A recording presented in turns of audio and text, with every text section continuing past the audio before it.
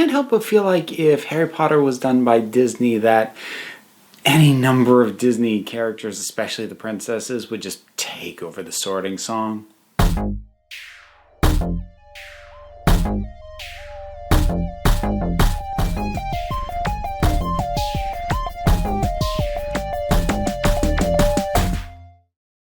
That was a lot of setup for what I'm not even sure qualified as a punchline. Anyways, hey there, folks. It is time for me, I would say it's overdue for me to enjoy that little exercise I like to do of sorting characters who are not from the Harry Potter franchise into the appropriate Hogwarts house. I've done it with some Marvel characters, with my partner Liz. I will get her back on this channel, so help me, it will happen. It's a schedule thing mostly. And I've done it with all current incarnations of the Doctor, at least all the ones we knew about before Series 12 happened. Hey, but this one was actually a request from a Patreon supporter to have me sort Disney characters into Hogwarts houses. Now, they actually gave me a pretty long leash to decide what characters I was going to do, and sort of the natural thing that would come to my mind would be main characters, or maybe main characters and sidekicks, and there's obviously a lot to go with it, and we were talking about the animated Disney properties. However, they had a selection of specific characters who they wanted me to sort, not all of whom were leads. So that meant that I was looking at a mix of leads and supporting. So what I opted to do was take the characters that the commissioner definitely wanted me to do, and then picked another few characters from the same movie that they appeared in, and that's how I'm getting the ones that I'm doing. So this is going to come off a little bit as kind of an eclectic mix of characters, but this is just how it broke down. And so I'm going to be taking a look and sorting characters from 5 different Disney films. Starting with, because I decided for no reason other than it just seemed easier to go chronologically from the oldest film up to the most current, let's start with Pinocchio. Now we're going to be taking a look at 4 different characters from this film, and we might as well start with the lead, with Pinocchio himself. Pinocchio is a little bit hard to parse, to be completely honest, because he is very malleable. He is very prone to outside influence. Kind of the point of the film is that he himself does not have a particularly fully formed persona and personality yet. He's figuring all that out. So, in a way, it might seem a bit like a cheat to put him in Hufflepuff, which is where I'm going to put him, since that is kind of the catch-all a lot of the times for people who don't sort cleanly into the other 3, but that really does feel appropriate to him. He's not cleanly defined enough, at least over the course of the film, to really firmly fit into any of the other 3. By the end, like, maybe leaning a little Gryffindor, but he definitely dips his toes into Slytherin along the way. So I'm going with Huffle. It felt like the best idea. It felt the most fitting for me. Now, relatedly, Geppetto, his creator, also a Hufflepuff. I do feel he didn't really make any sense putting him anywhere else. So again, kind of landing there a little bit by default, which I don't like to treat Hufflepuff as a catch-all, but it really is in many ways the, hey, you don't go in those other 3, come here. We'll welcome you. Hang out by the kitchen. It'll be great. So let's talk about a couple of characters from Pinocchio who definitely I can cleanly define. How about Jiminy Cricket? That guy's a Gryffindor. Top to bottom, no question. He is so certain of himself. I mean, that's why he has to be Pinocchio's conscience, because he has that level of confidence, that level of certainty, and not a ton of intellectual curiosity about it. Right is right, wrong is wrong, and I'm going to do right. Yeah, that's a very Gryffindor attitude. The other one is the character who was actually specifically requested, and that is Honest John, who, I mean, being the con man that he is, or con fox, I guess, that he is, Yeah, he's a Slytherin. He's from my house. I wish I could say that he showed a little bit more ambition. He seems to be content to just scam children, but the man has such an utter disregard for rules, but not because he thinks I'm doing the right thing despite the rules. He just doesn't care. And he's obviously doing all of it completely for his own benefit, not looking at the impact on other people. Not that all Slytherins are like that, but it is a trap a lot of us can fall into, and he's fallen into it hard. Next up, we're going to talk about the Great Mouse Detective. Now, with Pinocchio, I started with the lead character. This time, we're actually going to work our way up to the leads. Let's start with some supporting characters. And how about we open with Dawson? Effectively, the Dr. Watson to Basil's Sherlock Holmes. Dawson is a Hufflepuff. He is here trying to just ease himself back into his life. You know, he has a sense of right and wrong, certainly, but he's not a crusader by nature. He knows what the right thing is to do, and he'll do his best to accomplish it, but he doesn't have enough of a forward thrust for me to put him in Gryffindor, which was the only other place I was considering him. Olivia Flaversham, on the other hand, she's a Gryffindor. Oh, completely. She knows exactly what she thinks should be happening. She is not gonna stop until it happens. Stubborn as heck. Doesn't give up. Pretty courageous little kid, too. Yeah, she's a Gryffindor. So let's get to our leads, because you gotta talk about Basil and Ratigan. Now, Basil was the character specifically requested from this film.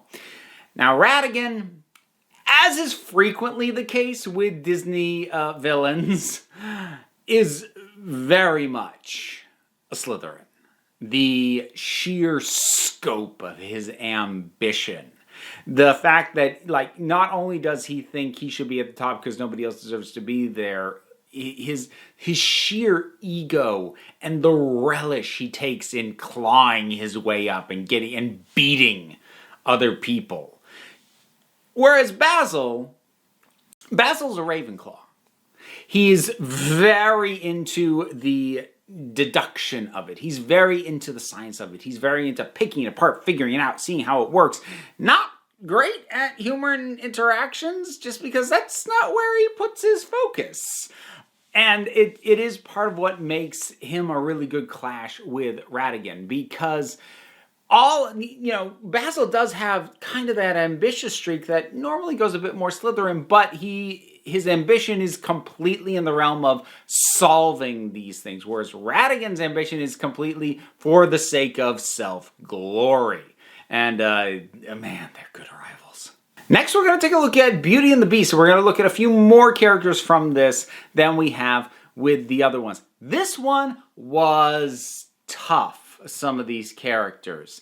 I am going to burn through some of them kind of quickly. Let's actually start with our lead. Now, the natural inclination would be to make Belle a Ravenclaw because she reads a lot. And that's a trait normally associated with Ravenclaws. But the thing is, it's not just that Ravenclaws read a lot, it's why they read a lot.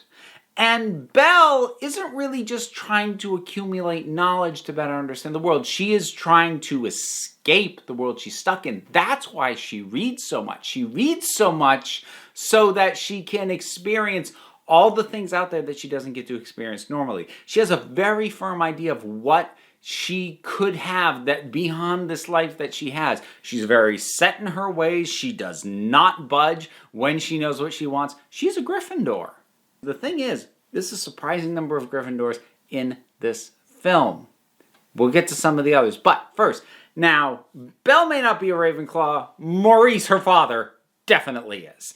Just total focus on the work, the building. Can I make this work? Tinker, tinker, tinker, tinker. What? Huh? My daughter's an adult and doesn't like living. Oh, sorry, tinker, tinker, tinker, tinker.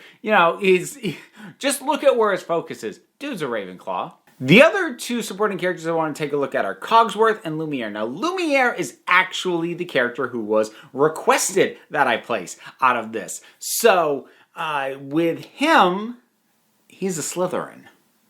He's such a schemer. He is always trying to figure out the ways to get Belle and the Beast to meet each other. Like, he was the first one to go, it's a girl! Get him to immediately thinking, how can we use this to break this spell? And start scheming, start planning.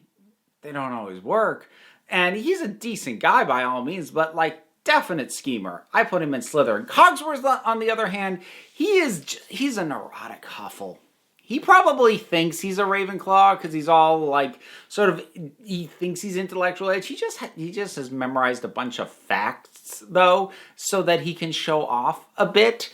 He's a bit of a chest puffer, but he doesn't have the actual intellectual curiosity to work as a Ravenclaw. He's not firm and stubborn enough to be a Gryffindor. He tries to be, but he bends. It doesn't work. He doesn't have the scheming nature and doesn't seem to have the ambition you'd see of a Slytherin. So again, kind of being the catch-all, I think he's a Hufflepuff, which also makes a lot of sense to me because Slytherin and Huffle friendships are like some of the best things ever. So that makes total sense for me for Lumiere and Cogsworth. Now, that gets us to our other lead and our villain. I mentioned there's a lot of Gryffindors in this story.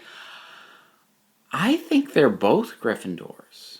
I think all three leads are Gryffindors, which was not my initial notion. Actually, Beast was super hard for me to place. Easiest one I had out of the three of them was Gaston. Gaston's a Gryffindor. Just what it is, specifically if we're going to compare the Beast and Gaston.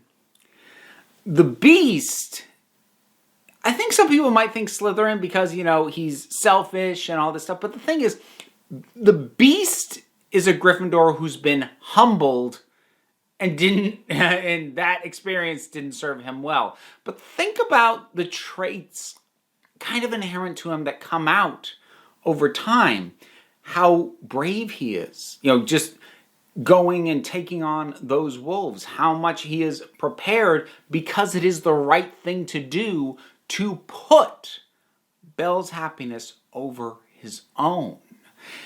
Like, the fact that he let her go, that is not a Slytherin move at all.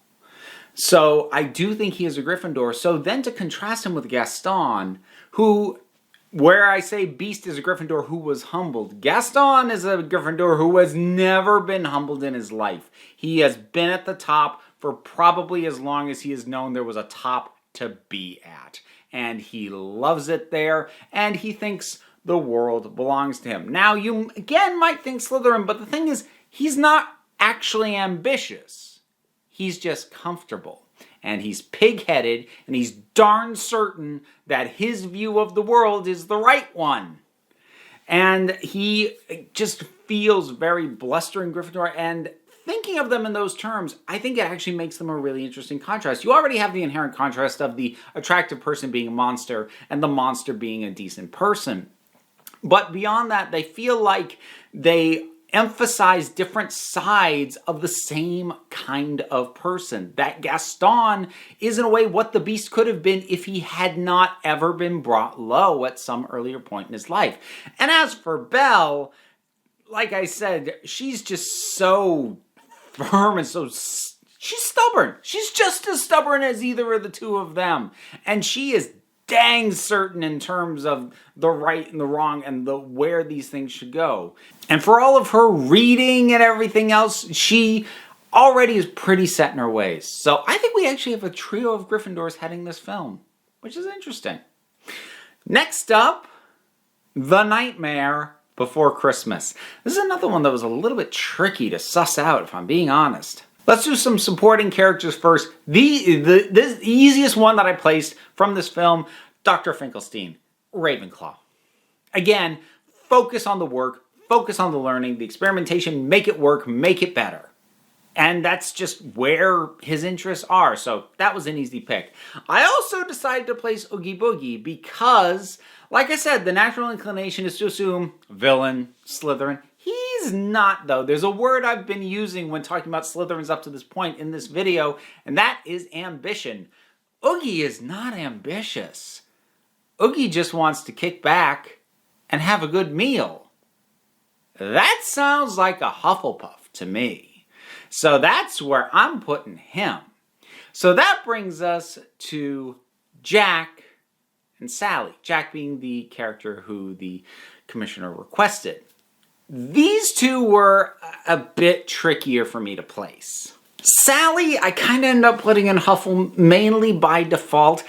Honestly, a lot of the times I have a hard time sort of sussing Sally out as a character. She is the definition of a supporting player. She supports Jack. She doesn't feel like she has a ton of defined characteristics on her own, and I don't want to feel like I'm knocking Huffles for saying that. I'm not saying like you folks don't have defined characteristics, but again, because Huffle tends to serve as a little bit of a catch-all, she doesn't firmly lean in any of the other directions. She doesn't have the confidence and the stubbornness or arguably the courage of a Gryffindor. She's certainly not especially scheming. She schemes like a little bit, but only really just to get away from Dr. Finkelstein. Otherwise, no, not really. And she's definitely not doing the deep sort of pick it apart analytical dive you'd expect out of a Ravenclaw. So I put her in Huffle. Now, Jack, I think we might actually have an instance of a hero character who's a Slytherin. He's bored. And when he sees somebody else's holiday, what does he think? I can do it better. I'm not sure there's a more inherently Slytherin thought than seeing somebody doing something that you know next to nothing about and immediately thinking, I could do that better. It's the epitome of that arrogance, ambitious arrogance. Jack's got that, and that's why he belongs in my house. All right, last film we're going to talk about, Lilo and Stitch. And we're going to run through 6 characters on this, but I'll try and get through them relatively quickly. First up, Dr. Jumba. Now, scientist characters, again, you tend to naturally think Ravenclaw, and obviously he has an interest in that science, but the ambition, he is into world dominate or universal domination, I suppose. He has that going on. That is his motivation behind it. I'm putting him in Slytherin. I am, however, going to put Pleakley as a Ravenclaw. He doesn't know nearly as much as he thinks he knows, but that is definitely the angle by which he approaches situations. What do I know about this? What knowledge can I apply to it? Felt very Ravenclaw to me. Getting through some of the other supporting characters, we have Mr. Bubbles, who I'm going to peg as a Gryffindor. He's a bit of a hard ass when it comes to the rules and everything else, and he's got a heart, but he's also like, this is how it's got to be because it's how it's supposed to be. So, you know, kind of a big Papa Bear of a Gryffindor. Now we've got our 3 leads, Nani, Lilo, and Stitch. And I think it was Stitch who was requested. I actually can't remember if it was Lilo or Stitch. I think it was Stitch was the requested character. Nani's another one I had a really hard time placing. And I landed on Huffle because she does have that. She has the selflessness that I think you get, honestly, more in Huffles than in most other houses. Because most other houses, there is some degree of pushing forward the self. Whether it be through, courage and sort of moral certainty that you get with Gryffindors, whether it's the pushing forward of the attaining of one's personal knowledge that you get with Ravenclaws, or whether it's pushing forward the just wanting to raise oneself up to greater and higher heights that you get with Slytherin. Huffles are more prone to self-sacrifice, especially for the sake of others. Not to say the others aren't capable of it, but Nani has already sacrificed a lot. And even though it's stressing her the heck out, that does seem to feed into just how she approaches life. So I'm placing her in Huffle. As for Lilo and Stitch, Lilo was not super hard once I actually stopped and thought about it. Stitch was a bit tough. Lilo is a Slytherin. I mean, if you think about this kid and you can chalk it up to age, but I can only judge her at the age that I see her in the film. And yeah, she's kind of into the idea of smashing things up, at least the fantasy of it. She understands right and wrong, but within that framework, as she understands it, she's got ideas. She's got plans. She does scheme. So I'm putting Lilo in Slytherin. And as for Stitch, I think Stitch is a Huffle. A little bit like Pinocchio from where we started, bring it full circle. It's almost like I know what I'm doing. He is very malleable and he's very prone to influence. The reason he starts out as rough and Slytherin-esque as he does at the front end is because he's under the influence of Dr. Jumba. Now, you might think, well, you just put Lilo in Slytherin, so when he's with her, isn't she going to make him Slytherin as well? Well, no, because she's not trying to make him like her. And she's not trying to use him the way Jumbo was using him. So what Lilo actually does, Stitch's presence is important to her because of how having a friend helps her. But she's not using him as utilitarianly as Jumba did. And so Lilo, while she herself is a Slytherin, she exerts such a gentle influence onto Stitch that it allows him to settle into who he's supposed to be instead of force molding him into what she wants him to be, which is what Jumba did. So it allows him to find his own path, and his own path is, let's all hug it out and be family and have a good meal. And again, that to me is very Huffle, which is also very admirable. It's funny, the more I engage in these kinds of exercises, I've really come to appreciate Hufflepuffs. Like, no, don't get me wrong, proud of my house, happy to be there, I belong there. Like, let's not kid ourselves. But, yeah, I got a real soft spot for Huffles. But there you go. 5 Disney films, bunch of characters from them, sorted into their Hogwarts houses. I do enjoy these kinds of exercises, so it's hard to make time for stuff like this, and basically giving me a kick in the pants by commissioning me to do it, that's one way to get the job done, and I'm happy to. So, what do you think about the placement for what I did? What other Disney movies would you like to see characters placed? Whatever your thoughts are, drop something down in the comments. Let's talk about it. You can support me on Patreon, which is a massive help. That's how I was commissioned to do this. Beyond that, though, like, subscribe, hit the bell. People have been saying they haven't been getting notifications. My videos haven't been showing up in their subscription feed lately. They've had to go to the channel. Hopefully, if you hit the bell, that'll counteract that. I don't know. But you don't have to do any of it because, end of the day, you're the council. I'm just running the meetings and occasionally the sortings. And until next time, this council is adjourned.